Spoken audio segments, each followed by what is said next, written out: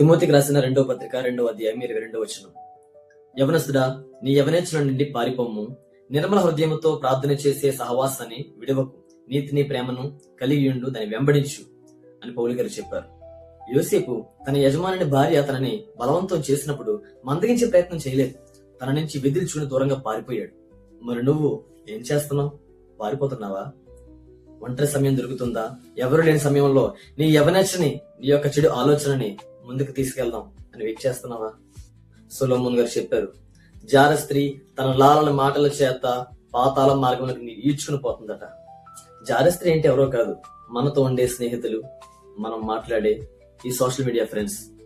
ఈ సాతాను ఇలా ఎంతో మందిని తనకి ఆయుధాలుగా వాడుకొని మనల్ని దేవుని నుంచి దూరం చేస్తుంది, పాతాళానికి దగ్గర చేస్తుంది. పారిపో, దగ్గరగా ఉండకు, చెడు స్నేహితులతో ఉండకు, చెడ్డ వీడియోలు చూడకు, నీకు మంచి మాటలు మాట్లాడే చాటింగ్స్ కూడా చేయకు. మరి ప్రార్థనా పరులతో సహవాసం ఎందుకు ఉండాలంటావా? ఒక కథ చెప్తాను. కట్టెలు కాలుతా ఉన్నాయి, అందులో ఒక కట్టెని తీసుకుని పక్కన పెడితే త్వరగా ఆరిపోతుంది. అదే కట్టెలన్నీ మండుతూ ఉన్నాయి, అన్ని కలిపి ఒక చోట పెడితే అన్ని కలిపి ఉండటం వల్ల అది మండుతూనే ఉంటది, త్వరగా ఆరదు.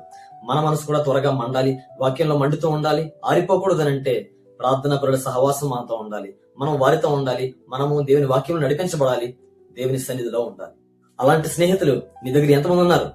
ఒక్కరు కూడా లేరా? అయితే ఇప్పుడు మొదలుపెట్టు, అలాంటి స్నేహితుల కోసం వెతుకు. అటువంటి స్నేహం పాతాళ మార్గం నుంచి నిన్ను దూరం చేసి దేవునికి దగ్గర చేస్తుంది.